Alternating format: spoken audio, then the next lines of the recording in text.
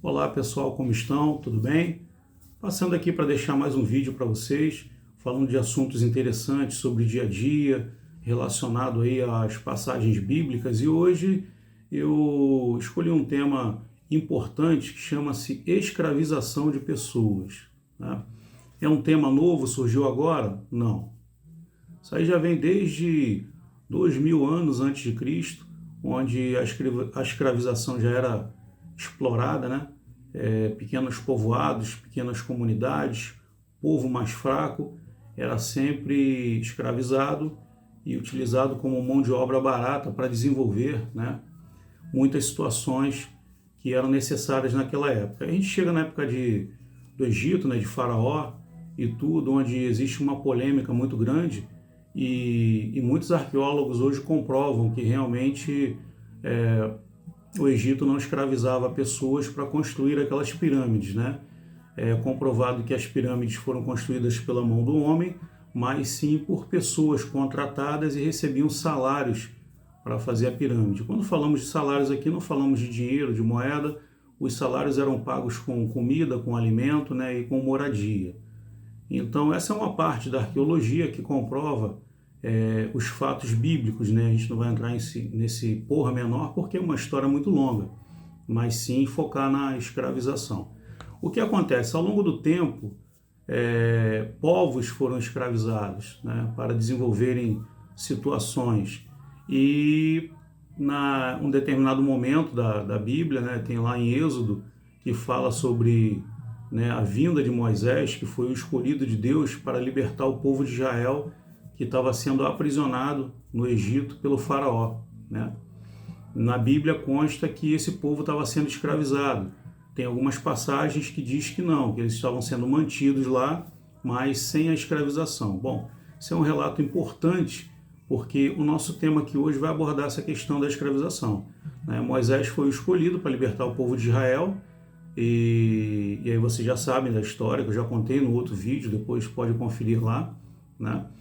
E fala das pragas, fala de tudo, e mesmo assim Moisés liberta, mas Deus ainda proclama aí, né, e dissemina os descendentes de Moisés para que possam continuar cuidando do povo de Israel, que teoricamente Deus fala que é o povo dele, né?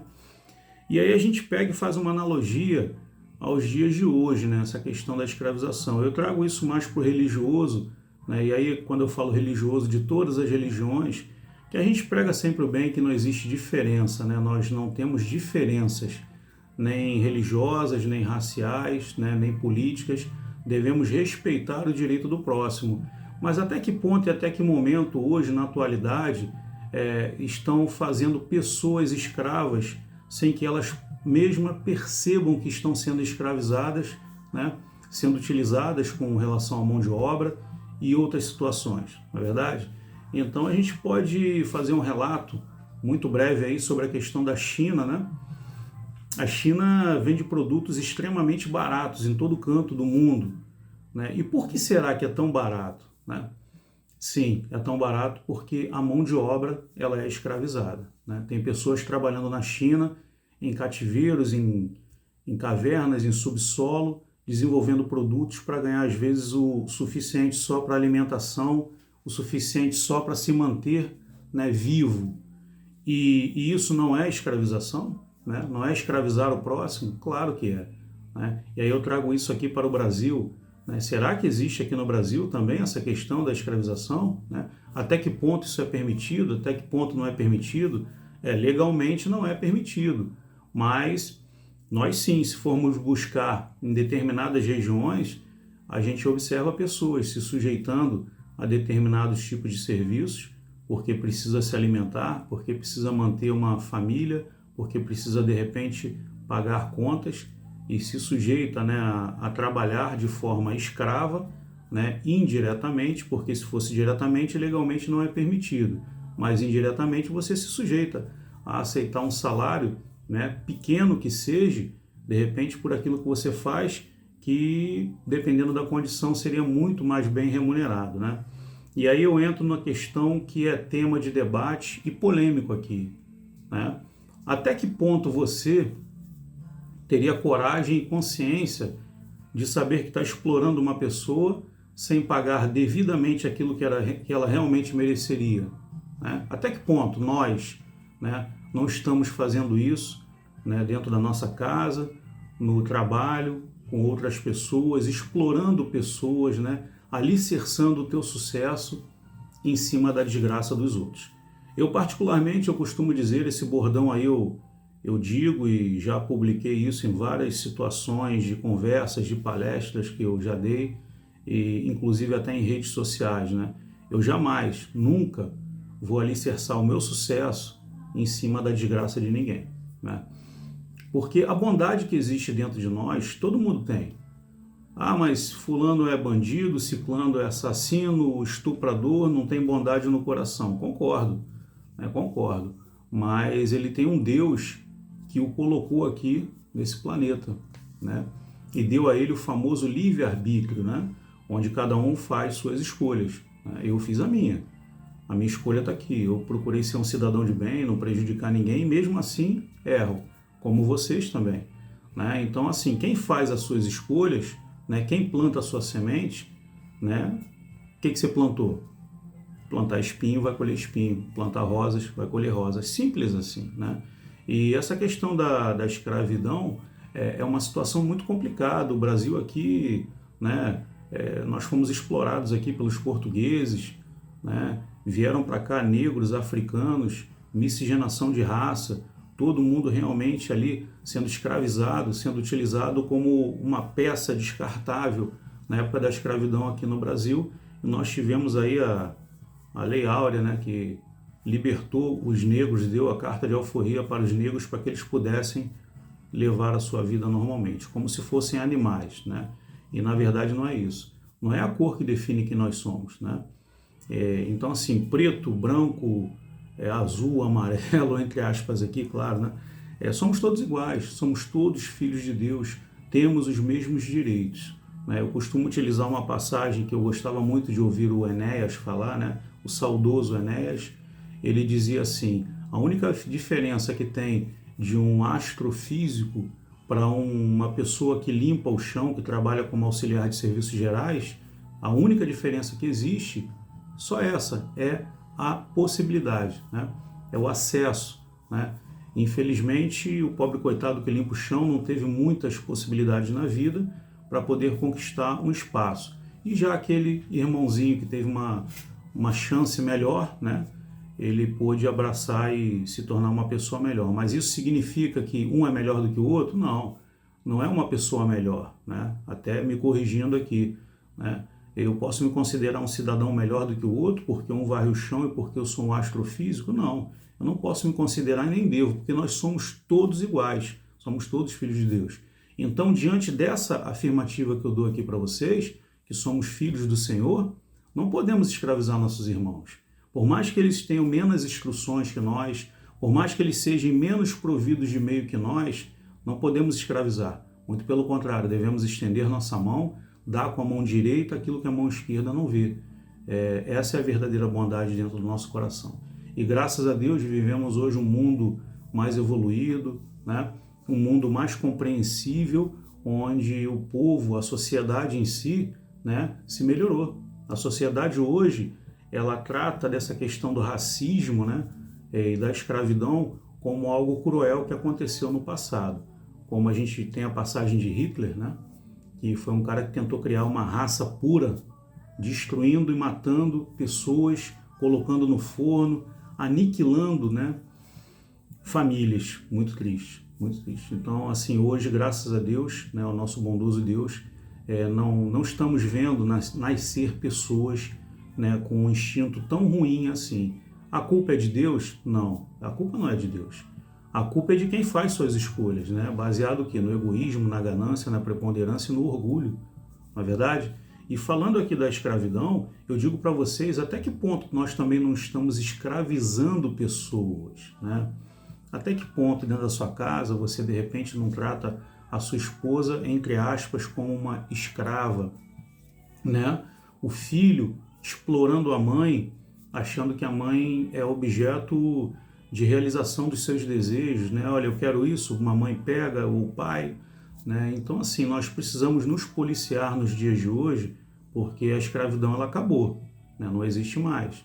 Mas a gente tem que se policiar para que nós não venhamos a tomar, né, decisões dentro da nossa casa, exigindo de pessoas que nos amam, né? E aí a gente utilizando dessa fraqueza para nos beneficiar com regalias, confortos, né? E coisas a mais, né? Então a gente tem que pensar muito antes de analisar e avaliar essa questão da escravidão. A gente fala da escravidão hoje como algo que já passou, mas ainda assim a gente observa dentro de nossa casa, né? Nossa casa que eu falo, a minha, a sua, de todos, atitudes às vezes que, né? Às vezes você faz a sua esposa de escrava, às vezes a sua esposa te faz de escravo, às vezes um filho, né, que foi mimado demais, que está sendo tratado ali com muita regalia, ele quer tudo na mão. Então, assim, a escravidão ela é algo muito cruel, né, que veio ao longo do tempo, para que nós possamos deixar com que essa pequena atitude que a gente toma dentro de casa com as pessoas deixam de tomar esse cunho, né, de escravidão, né? Estou fazendo a minha esposa de escrava, estou fazendo a minha mãe de escrava, né? A gente não deve usar essa palavra, claro, mas o comportamento, às vezes, né, nos relata e nos leva a isso. Eu não estou querendo rotular aqui e dizer que essa atitude que acontece dentro da sua casa é uma escravidão, não é isso. É uma analogia que eu estou fazendo aos tempos antigos e aos tempos de hoje, para que nós possamos nos policiar, né? Tratar dessas questões melhor, né, com a nossa esposa, com o nosso filho, com nossa mãe, com nosso pai, com nossos amigos, né? E até mesmo com funcionários, a quem tem funcionários aí, né? É muito triste você ver uma pessoa se matando de trabalhar para você, alicerçando, né, o teu império, né, levando dinheiro para o teu negócio, para o teu comércio, e você ali não valoriza de maneira nenhuma o que aquela pessoa está doando do tempo dela, do dia dela, do mês dela, do ano dela, para enriquecer a sua empresa, enriquecer o seu bolso, enriquecer intelectualmente as pessoas que ali estão, oferecendo carinho, amor, e não existe uma valorização. Eu estou aqui falando só sobre essa questão de exploração, não estou querendo dizer aqui que falar de funcionário, que é bom, que não é bom, que merece ou que não merece. A questão não é isso. A questão é levar para vocês despertar em vocês uma realidade onde que você possa olhar e observar, caramba, né?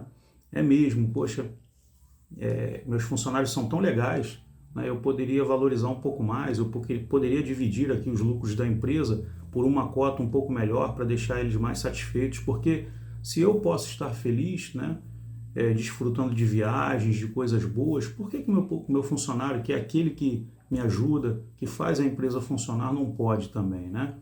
Se eu estou na minha casa, cheguei cansado, né, e eu reclamo que estou cansado, eu exijo que o jantar esteja pronto para que eu possa comer, por que também não avaliar como foi a vida da minha esposa ou daquela pessoa que está fazendo aquilo ali por mim? Uma mãe, um pai, não é verdade?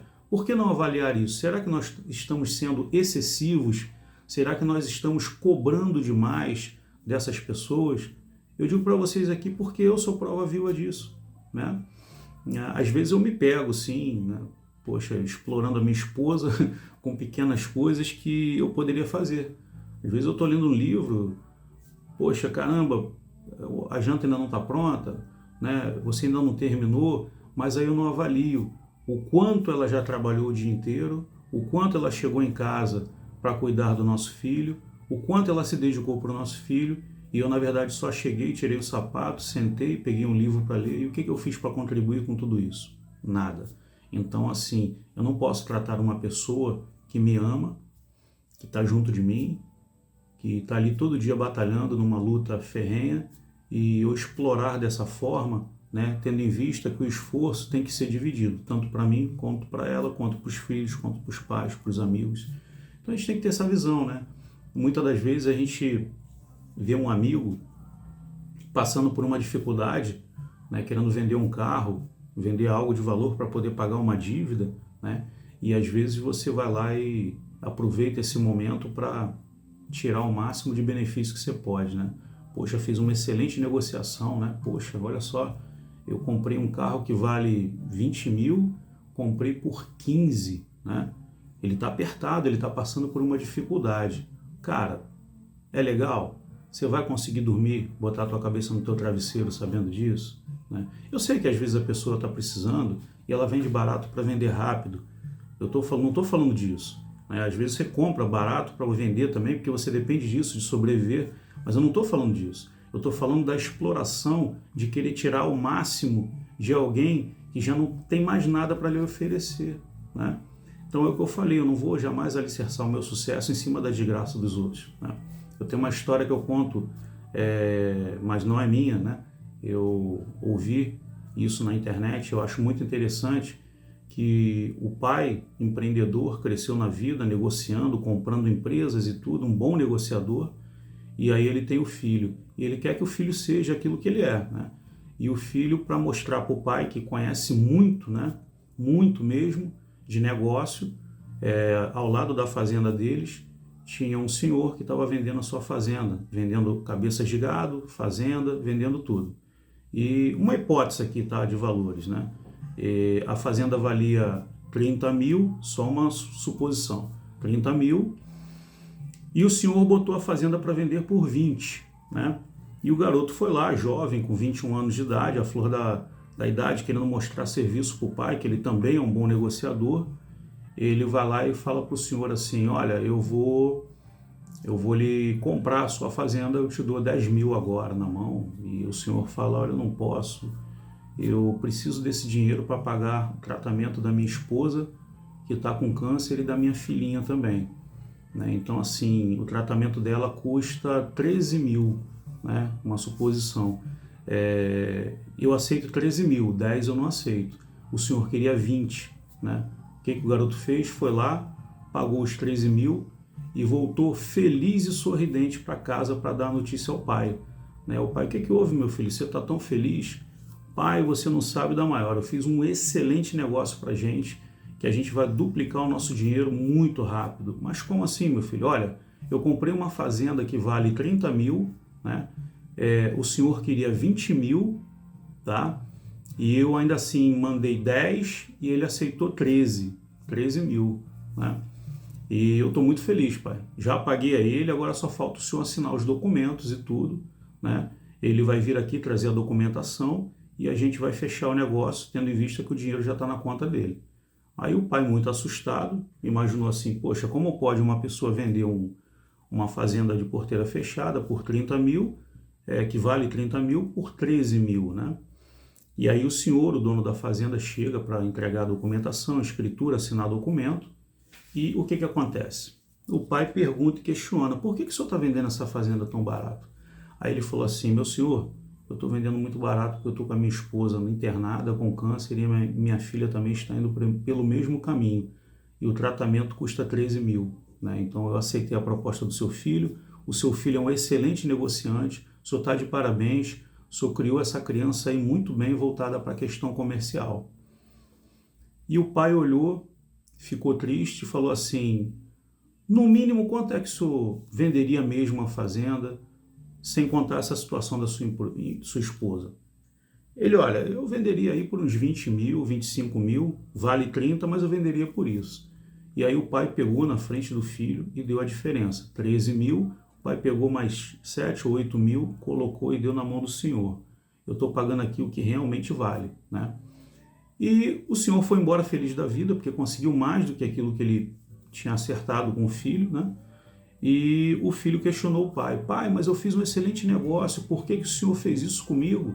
Né? O senhor deu mais dinheiro a ele, poxa, a gente está pagando quase o valor da fazenda que vale, o que a gente vai ganhar com isso?